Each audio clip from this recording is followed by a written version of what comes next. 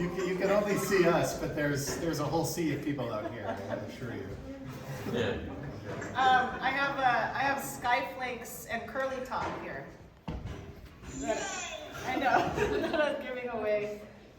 So yeah. Yeah, I went to a market today in Fridley. It's far away, but it's called the Filipino Village, and there's like 4 aisles. And then I don't know. I bought cuchinta. Oh, that was good. I know. Well, you know, here in LA, there's like one in every corner. Yeah, well, I only have to drive 20 minutes out, so that's fine. This is good. It's like the Inland Empire of the Twin Cities, I think. Would be Yeah, good kind of. analogy, right? Yeah, pretty much. Okay, cool. So this is my mom, everybody. Oh, I'm Trina Fernandez. This is the book that I made. It's a funny cookbook. It's available there for $20. This is Andy Sturdevant, who put out the book with Birchwood Palace Industries. And it's based off of my mom's original cookbook, which is right here. Yeah. Which she pieced together, and I'll have it out there after the talk, and you can kind of flip through it. But it has all these beautiful collage images. I don't know when the last time it was that you looked at this book. So. It's gonna make me cry. It's gonna make me cry if I remember the 80s and the storyline. I know, yeah. And then yeah, it has a picture of Kim in the background too. The negative that you have. Yeah. The one where she's holding the manchichi, like the big one. Aww, I know. See, you should have shown me that because I forgot. It's like the 80s. I don't It's remember. like the 80s, yeah. Okay, cool. Well, Mindy, I hate to make you cry right off the bat, but so Trina told me about this project a little while ago, that it was based on this cookbook that you had used in the 1980s. And you know, again, Trina kind of mentioned this, but it's clippings from, you know, like magazines and newspapers, and Trina in the foreword to the book called it like the blueprint for your family, which I thought was a really lovely phrase. But yeah, I mean, could you tell us a little bit about this cookbook? Was it the kind of, because I think with cookbooks, there's cookbooks that you know, you kind of have big plans for all the stuff in there, and it's sort of aspirational. There's also cookbooks that you just like use, you know, every day because they're reliable go-to recipes. Like, which one of those is this for you? Well, actually, that didn't start as a cookbook. I got that book from my mom, who brought it from Japan when she was there, and then I knew I was leaving home, and I was probably never gonna come back. So I wanted something of hers to remember her about me. So it started as a blank book. So And just I said, this I design. like poetry. I like poetry. I like writing stories. I like drawing. Maybe I should do that one day, but I never got around to it. Until one day, you know, when you're young and alone and lonely sometimes.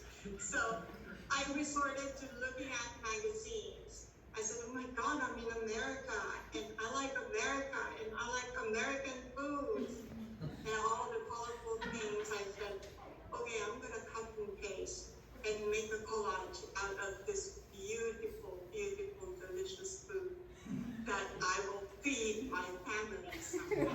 And so I did. Of course, the cooking is improvised, and it's a little bit too salty, a little bit too burnt. But hey, my kids survived, and I did too. So that's the origin of the book. Yeah, Trina mentioned that you have a very like improvisatory approach to cooking. Is cooking something that you learned from your mother, or is it something that you? No, I never really. I didn't like to cook. Like I said, I like to write, I like to read, I like poetry and stuff. But I needed to learn how to cook because my family needs to eat. So I always resort to that cookbook because I said, oh my God, it's so colorful, and I will make it. I will make it for my kids.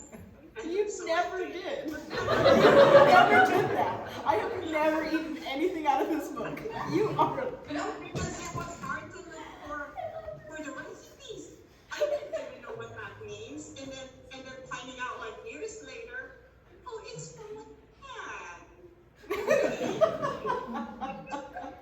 And I didn't know that, so that's why I keep improvising, and then improvising. I mean, I don't know. Didn't you say that Lala or grandma? My grandma was a cook. Didn't she have a restaurant? She's a very, very good cook. She cooks every day for her family, and I said, yeah, if she cooks, I can cook too. You know, she's cooking for her family, and now I cook. But she cooked for a restaurant, right? Didn't she cook for a restaurant? Yeah, she does. That's her favorite thing to do in the world is to cook and feed people and make people happy. But she didn't teach you how to cook. No. Because like you, I'm not allowed in the kitchen. You know, because I might burn something, I might destroy something. That's exactly what Trina said. She said she wasn't allowed in the kitchen because the stove was too dangerous. And, That's why my children never learned to cook from me. Yeah, you said it was going to catch on fire. Yeah, no, you told me, I think I remember the first time that I tried to cook even just mac and cheese, and I just had noodles on the stove, but I forgot to add the water. And that was real bad. That was right when I moved out, and I tried to make mac and cheese. And then so the next time I doubled up, and I was like, oh, okay, I'm gonna add water, and then I added all of the ingredients to the water at the same time. And then I wondered why my mac and cheese was so watery. I had no idea. That's how you learn. See, you guys have to be the guinea pigs. You know, everything was too salty, too spicy, too burnt. Yeah. Just like I said, we survived it. So my mom, one of the first Filipino recipes that my mom taught me was adobo, which is a really standard Filipino meal, which is, it's vinegar and soy sauce and lots of garlic and pepper and bay leaves. But when you told me this recipe, I couldn't understand why it wasn't liquidy enough like yours. I didn't know that the chicken let off water fat. So I doubled the soy sauce, and then I doubled the vinegar, and I put a cup of vinegar and a cup of soy sauce. That was the darkest meal I've ever. That chicken was as dark as night. It was so salty. But I couldn't understand why it didn't turn out like yours. And I think when I made kare-kare, which is a Filipino curry, it's supposed to be a peanutty yellow color, and it takes forever to make. It takes 3-4 hours or something like that. And then actually the whole day, because you have to make the meat tender. yeah, because it's ox bones and stuff. And then I think everything was looking fine until hour 3 when it turned gray. And I just couldn't understand. And I had this gross gray paste that I just had to eat. And then Jazz was there, and it just had to be it's kind of like it. I just put spoonfuls of peanut butter, hoping that it would get better. It didn't work. Okay, anyway, sorry. I was I'm not. This is what we're here for. No, we just, but then one of my favorite recipes that my mom made was adobo, right? But I liked it when she burnt it. But I think that happened by accident. I liked it when it was just. Yeah, it was good. One thing is, and then it became crispy, and you can really taste the meat. And the char. Yeah. Yeah. It shows it's been in the oven. It shows the love, right? It shows the process. Just on the stove for 6 hours. Just a real long time. Well, Mindy, Wendy, what were some of the recipes that you enjoyed making for Trina when she was a kid? Yeah, every Christmas, the holiday season, the Noche Buena, I like cooking. I like to cook full bunch, even if it's just the three of us almost all the time.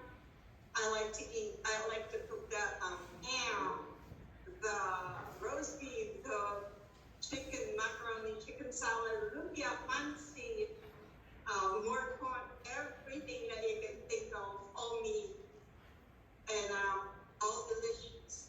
And I only have 2 kids to feed myself, but I cook a whole bunch, so our fridge is overflowing with leftovers for 10 years.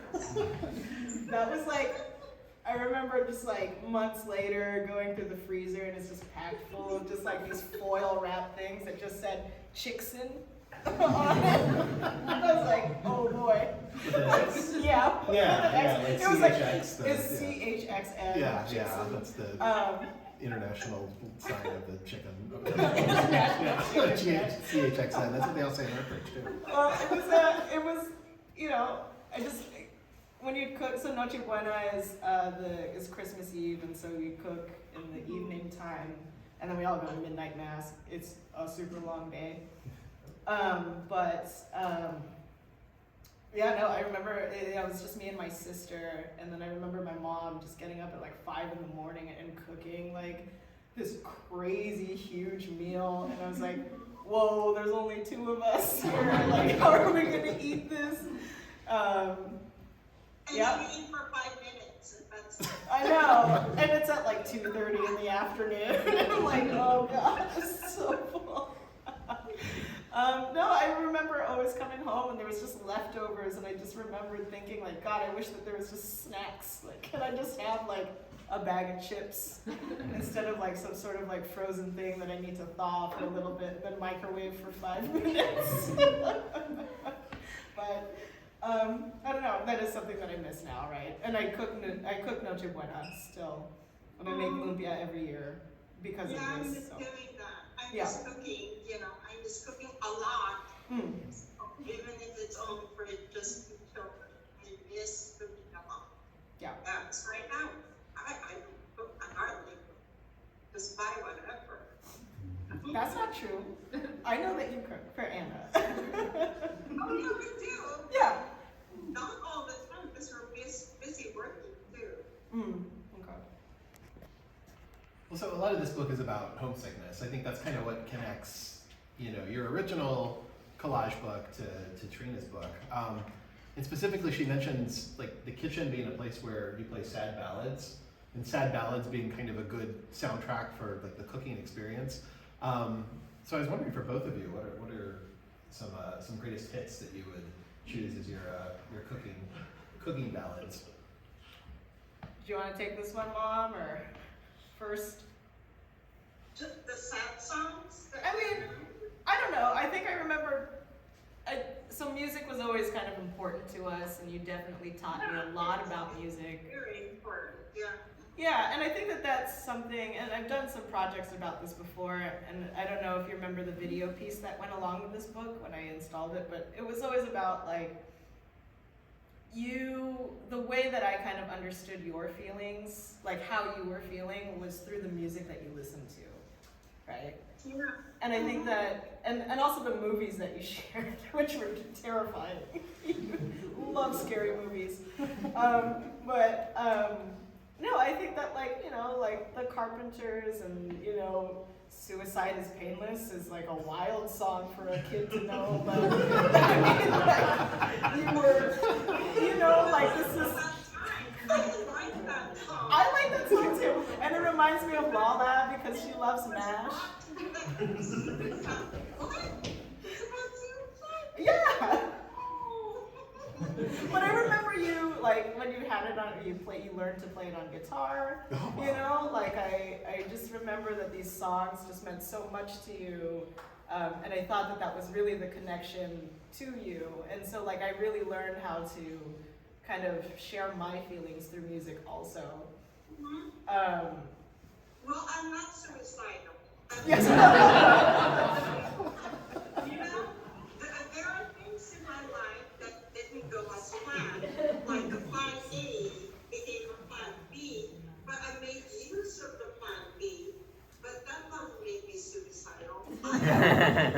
be a lot better than mine. Yeah. You know, it's just, I made the most out of everything. I tried to make a sad situation happy and then make the most of it. And I think Trina picked that up from me because she knows how I feel. She knows my loneliness, my happiness, what makes me happy, what makes me sad. Yeah, she knows me because I've been telling her like make-believe stories since time can tell until she was like, wait, what make-believe stories? What's make-believe? I thought everything was real.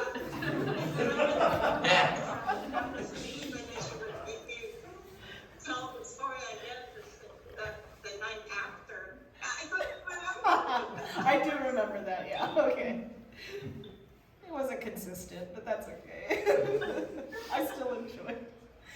No, I don't know. I think there's this movie by starring one wonderful Sarah Michelle Gellar, where she's a chef and she it's some sort of magic, and the way that she's feeling shows up in the food. I don't know why that movie touched me so much. Which one? What movie is that? Does anyone know? I have no idea. Sarah Michelle Gellar? It's like, wow. Yeah. Yeah, I know. It wasn't a popular movie, but she made wonderful food, and then like her feelings just went out into it. So I totally believe that that's something that happens, and I think that the soundtrack is something that can amplify that, you know. So while I think we did listen to sad, like I think that you and me just have a penchant for sad songs. Like we just like the kind of these sentimental sad things, and yeah, because we're deep. We are deep. We don't just enjoy the music. We go deep in the lyrics and then analyze it and then apply it to whatever that we're thinking, we're feeling that time. You know, or force to apply it to, okay, maybe I'm sad, so this is what I should do. So yeah, you know, I think that does show up in the cooking also. You know? Yeah. I mean, Mindy, it's like exactly like you were saying. I think like you start with a plan A, and then plan A doesn't go according to plan, so you do plan B. And cooking it's exactly what it is. Yeah. Yeah. So That's exactly it. So my soundtrack now for food is Tupac and Very emotional. yeah, Biggie.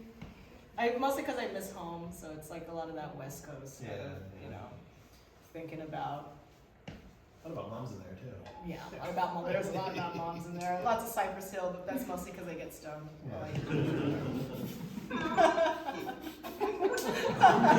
Yeah, Mom, you do too. One time my mom smoked me out. She's crazy.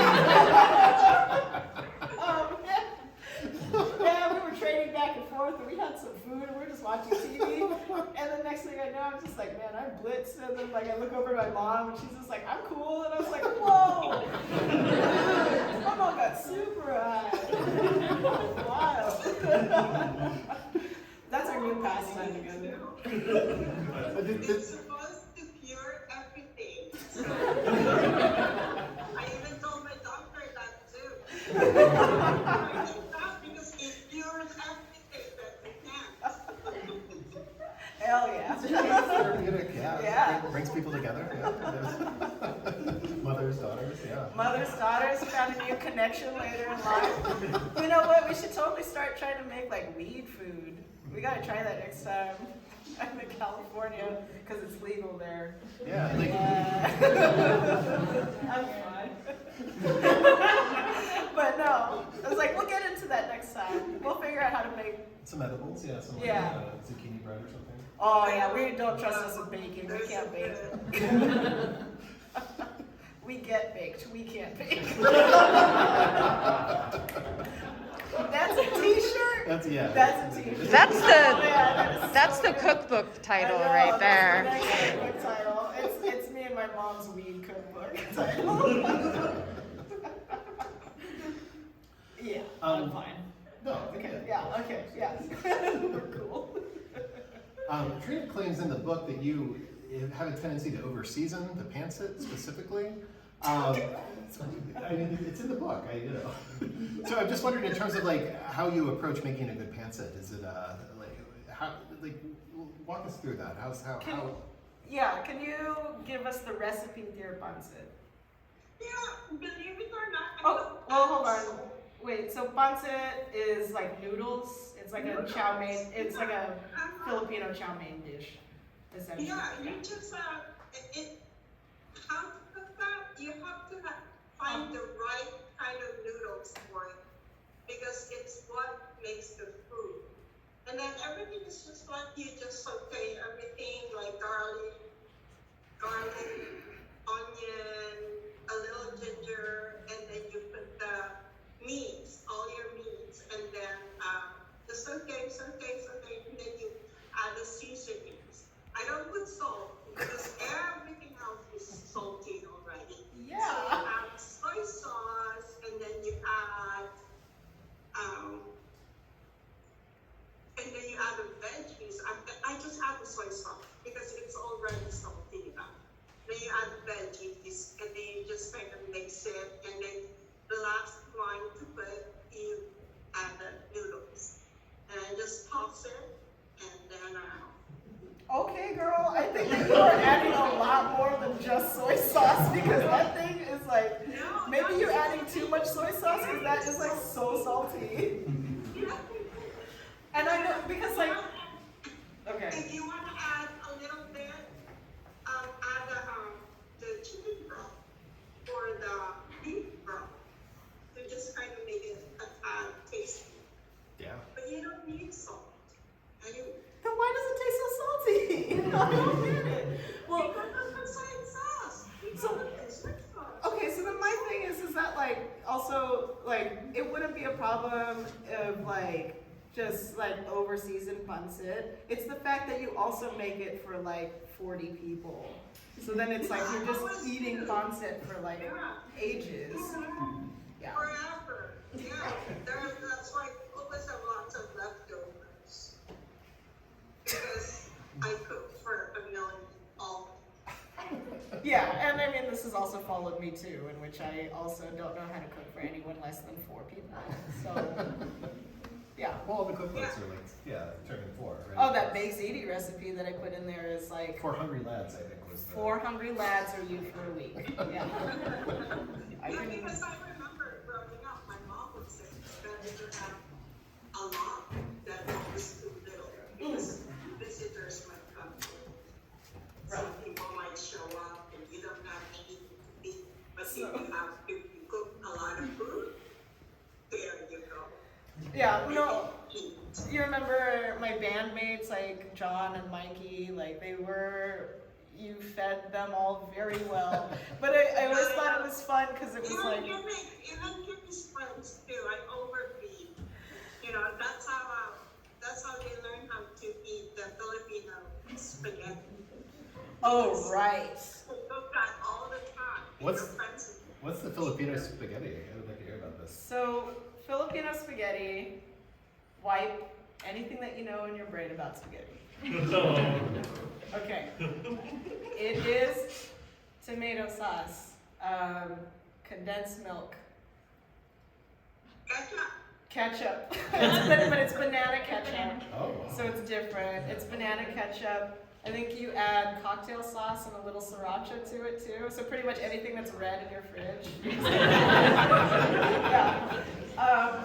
And then I think you add like beef, if you have beef. Definitely, hot dogs is a staple in Filipino spaghetti. So you cut it up medallion style so it looks fancy. And then and then once it's all cooked, like onions and stuff like that, and whatever seasoning, and so it's a little sweet already. And then it's on spaghetti noodles, and then you top it with some American cheese, like a slice of Kraft. Yeah. Yeah, it's delicious. Everything in Filipino culture has sugar and cheese. Yeah, that's a staple of our food. Yeah, it's like American cheese and sugar. Yeah, for sure. Yeah, no, I bought a bag because the sauce comes in a bag. Like if you get it pre-made, it doesn't come in a jar, but a pouch. Oh, Yeah. It says with natural lycopenes on it. Yeah. I don't know what a lycopene Put it in is. tomatoes. It's good for your heart. Yeah. Oh, okay, yeah, well, it has natural ones of those in the bag. So, Probably put them in with the syrup, right? yeah. Like a pizza there. I bet a pizza, like a Filipino pizza spaghetti would be like kind of good. I think it- Yeah, I agree with it. Yeah, I'll make that one happen. That sounds good. Yeah. Okay, next recipe. Well, yeah, Trina, maybe do you have any kind of closing thoughts on food, on homesickness, on loneliness and happiness and sadness? These are all, it's a broad mandate here, but bring us home. Well, I love you and I miss you every day. I know, I miss you too. You know, I remember the food I used to cook made me laugh, made me cry. You know, especially when you tell them that if it's not burnt and if it's not spicy, then it's not for you. Don't forget cold. And I know that it's been a running joke too. And I know I kind of miss, we are all so far away. And I miss you so much. Jazz is there. I didn't even know that he's there. And then he was in Henderson. And you guys left me here in California. So. I'm sorry. Oh my God. But you're in Koreatown? There's always a reason to come back when the holidays are here. Of course, I'll be home. Yeah. I don't know. I wanted to say thank you for sharing. Oh no, I'm gonna cry. Okay. I don't know. I just wanted to say thank you for sharing. I think your history and where you come from and how you were feeling with me, even if it was indirectly through food or through music. I learned so much, and I feel like it's constantly like a treasure trove of figuring out and kind of building this connection with you that I love so much. Yeah, you can read me. You can read me like a book because I know. You know what my likes are. You know Yeah. what I hate. You know what when I'm feeling sad, when I'm feeling happy. You can read me. Yeah, and I love you, and like I know that. Yeah, I know that. Growing up, I think I definitely learned loneliness and kind of sadness because I was able to kind of see this and pick up on it, and I think that was something that I kind of grew up being familiar with, and I think that it also taught me a lot of empathy and love and a lot of being able to care for people, and I just really loved and appreciated growing up with you much more than Dad.